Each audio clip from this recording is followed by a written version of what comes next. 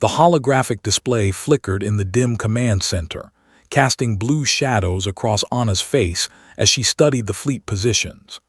27 Veridian dreadnoughts had just dropped out of hyperspace at the edge of the Sol system, their weapons hot and shields primed. They hadn't bothered with diplomacy this time. "Commander," David's voice was steady despite the tension in his shoulders. "They're hailing us.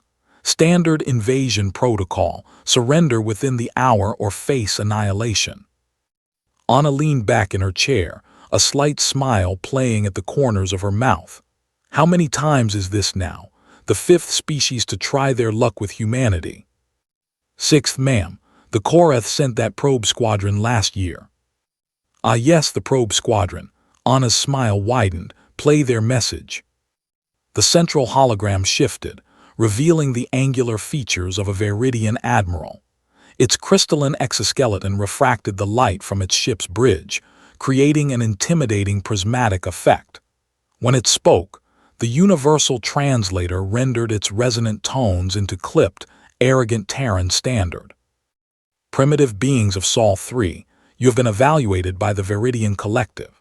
Your technological development curve suggests you have recently achieved basic fusion drives and rudimentary energy shielding. Our analysis indicates your largest military vessels displace approximately 200,000 metric tons. You possess no weaponry capable of penetrating Veridian combat armor. Your civilization will be integrated into the collective. Resistance is mathematically futile. You have 1 standard hour to transmit your unconditional surrender." The transmission ended. David crossed his arms, his dark eyes meeting Anna's. They did their homework. Those specs were accurate 5 years ago. "The galaxy has a curious blind spot when it comes to humanity," Anna mused, pulling up a secondary display. "They observe us, catalog us, make their calculations, but they never quite grasp how quickly we adapt." She tapped a command into her console. "David, what's the current displacement of a Titan-class dreadnought?" 2.4 million metric tons, Commander. And that's not counting the singularity anchors." "And how many are currently in system?" 43, with another 12 in lunar orbit completing their shakedown trials. Anna stood, straightening her uniform. "Open a channel. Let's have a conversation with our Veridian friends." The hologram reconfigured, and the Admiral's image reappeared, its crystalline features arranged in what the translator interpreted as smug satisfaction. "Commander Anna Volkov of the Terran Defense Fleet," Anna began, her voice calm and professional. "On behalf of humanity, I acknowledge receipt of your evaluation. However, I'm afraid your intelligence is somewhat out of date." The Admiral's prismatic eyes narrowed. "Human deception is noted and irrelevant. Our scouts observed your system 3 of your years ago. Technological advancement cannot occur at speeds sufficient to alter the strategic calculus." "Couldn't it?" Anna nodded to David, who began typing rapidly. "You see, Admiral, you've made the same mistake the Zorthians made, and the Kelvin hierarchy, and the others. You assume we develop like you do, steadily, predictably, along established curves. All species follow." "All species you've encountered follow those curves," Anna interrupted. "But humanity has a peculiar trait. We call it necessity is the mother of invention. When we discovered we weren't alone in the galaxy, when we realized there were predators out there, we did what we do best. We adapted." The Veridian Admiral's crystalline structure seemed to darken. "Your rhetoric changes nothing. Our weapons are charged. Our calculations are complete." "Then let me update your calculations." Anna's expression hardened. "David, deploy the fleet." The space around Earth had appeared empty, a tactical choice that had served humanity well over the past 3 years. But now, as David's fingers danced across the quantum entanglement network, reality itself seemed to ripple. The first Titan emerged from dimensional compression 100,000 kilometers from the Veridian formation. Then another, and another. Massive vessels, each one dwarfing the largest Veridian dreadnought, materialized from the folded space where they'd been waiting. Their hulls were dark matter composites, drinking in sensor radiation. Their weapons systems hummed with barely contained zero-point energy. The Viridian Admiral's image flickered as his tactical officers began shouting in the background. "Impossible! Our scans showed exactly what we wanted you to see," Anna said quietly. "We've been learning, Admiral, learning from every species that came to conquer us. The Zorthians taught us about dimensional compression. The Kelvins showed us zero-point energy extraction, though they regretted that lesson. The Tholians, unfortunately for them, demonstrated the weaknesses in crystalline matrix shielding." 43 Titan-class dreadnoughts now surrounded the Viridian formation in a perfect three-dimensional grid. Each one bristled with weapons that had never appeared on any alien scanner. Each one was crewed by humans who had spent the last 5 years doing nothing but preparing for this moment. "Your move, Admiral," Anna said. The Viridian's crystalline features had shifted to what the translator interpreted as fear. This violates all predictive models. Your development rate exceeds theoretical maximums by orders of magnitude." David spoke up, his voice carrying a hint of pride. "That's because your models assume linear progression. Humans don't do linear. We do exponential. Show him the Prometheus array, Commander."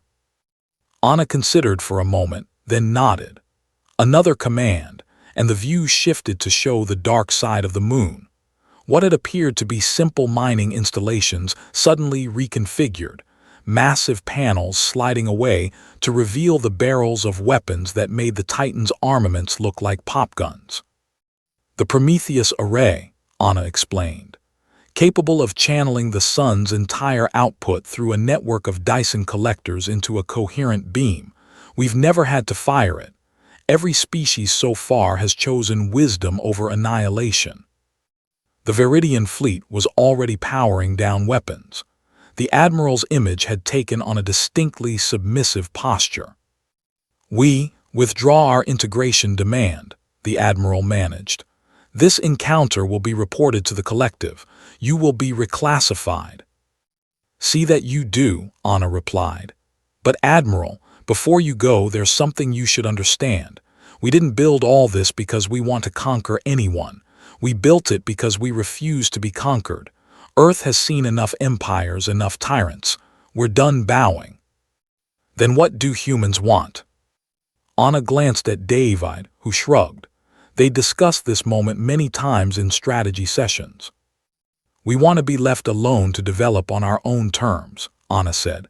"We want to trade, to learn, to exchange ideas with species that approach us as equals. But any civilization that comes to Saul with conquest in mind will find that humanity has teeth. Sharp ones." The Viridian Admiral's form seemed to crystallize in what might have been respect. "The collective will reconsider its approach to humanity. Your species is clearly more formidable than our models suggested." "Not more formidable," David interjected. "Just more motivated. You see, Admiral, most of your subject species probably had centuries to develop after making first contact. They could afford to be complacent. Humanity got 20 years between discovering we weren't alone and the first invasion attempt. We didn't have the luxury of time, so we made do with ingenuity." The Viridian fleet began powering up their hyperdrives, preparing to jump out of the system. But the Admiral remained on screen for a moment longer. "A question, if I may, Commander Volkov. What will you do when the next fleet arrives? When a species comes that cannot be intimidated, that will not withdraw?" Anna's expression grew somber. "Then, Admiral, the galaxy will learn why Earth's dominant species wasn't the strongest or the fastest or the most naturally adapted. It was the one that could hold a tool, imagine a better future, and refuse to surrender no matter the odds." She paused. "We've had practice at that, millennia of it." The transmission ended. The Viridian fleet vanished in flashes of twisted spacetime, their hyperdrives carrying them away from humanity's corner of the galaxy. In the command center, David exhaled slowly. They'll be back. Maybe not the Viridians, but someone will come who won't be deterred by a show of force. I know, Anna agreed, watching the sensor displays as her fleet began to stand down. But each time they come, they teach us something new, and we learn fast. She pulled up a schematic of a new vessel class, the Olympus class, still in early design phase, already incorporating 3 new technologies humanity had reverse-engineered from captured alien systems. The galaxy keeps underestimating us, David observed. Anna smiled, a fierce expression full of human determination. Then the galaxy will keep learning, one fleet at a time. Above Earth, the Titan slipped back into dimensional compression, invisible once more. The Prometheus array retracted behind its camouflage. To any casual observer, Sol's system appeared as it had before, a modest civilization, barely worth noticing. But humanity knew better, and soon so would the galaxy. The Armada was ready. The question was, who would test it next?